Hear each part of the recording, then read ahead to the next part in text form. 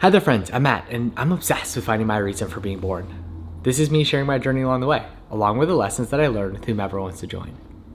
On today, day 22 of my 100 Days of Gratefulness, I am grateful for the friends that I have with whom I have real, meaningful conversation. And by real, meaningful conversation, I mean these are about ideas. These are about topics that matter. It's not just about the who and the what during the day, but it's about the why of why we're doing these things. And I know at the very start of this process, I said that I wanted to be as specific as possible. And I could go and I could pick a few select friends. I could pick one friend and talk about the value that they bring. And maybe over the course of this time, I will.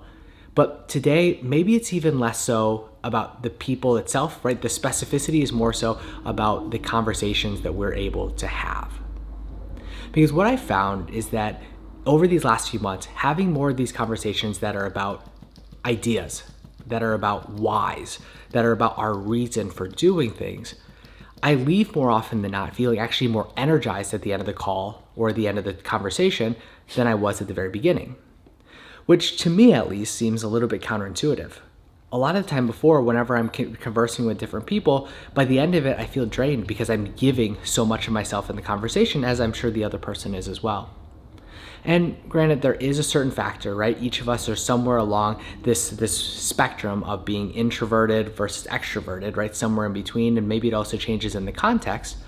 But what I found is like, even just comparing, I can only compare with myself, with my life experiences.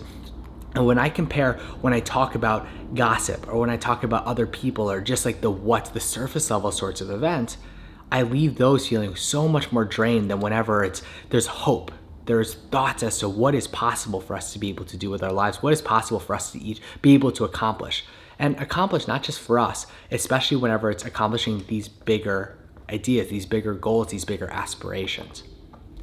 And I used to think that it's just certain people that you're able to have these conversations with. I used to think that for the most part, most of the conversations you're gonna have are just gonna be surface level sorts of things, and then you're gonna find a few select people with whom you can have those real talks.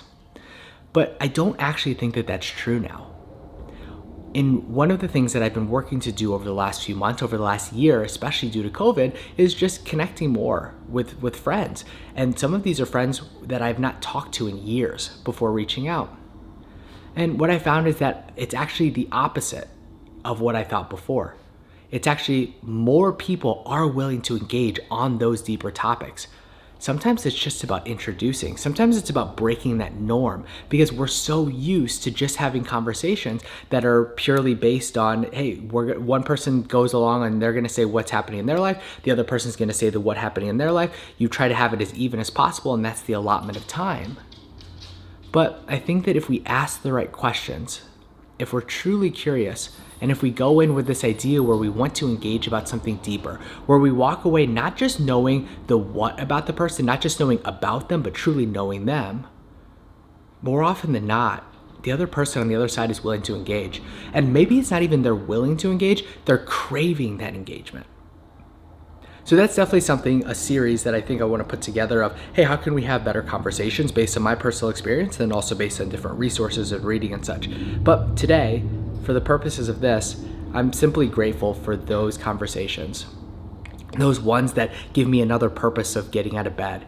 These conversations where we're going down topics where I can afterwards, whether it's like in my subconscious or it's my conscious mind, I'm really going over these ideas to help me, as I stated at the very beginning, find my purpose.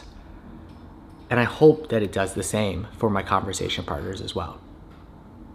So instead of asking you, like I have in previous videos, so what are you grateful for in this context? Maybe what I'll challenge you to do is, if you want those deeper conversations, if you're craving those talks that are about meaningful things that matter to you, well, maybe it's a challenge. And today the challenge is find a friend, maybe with whom you've never had a conversation like this, and broach the topic. See what happens. See what happens whenever you break out of the mold. You break out of the standard that we each have with every other person, right? Every individual that we interact with, I think that we have some default setting, especially those that we've had friendships with for so much longer over time. But can you break a little bit, go a little bit further than that? And it may be uncomfortable for both of you, but see what happens, because we really are only able to know if we try. So that's it. That's day 22, my 100 days of gratefulness. Have my morning coffee now to a nice little latte to start the day. So gonna really hit it hard from here. Wishing you an incredibly blessed day and sending you lots and lots of love till tomorrow. Bye now, friends.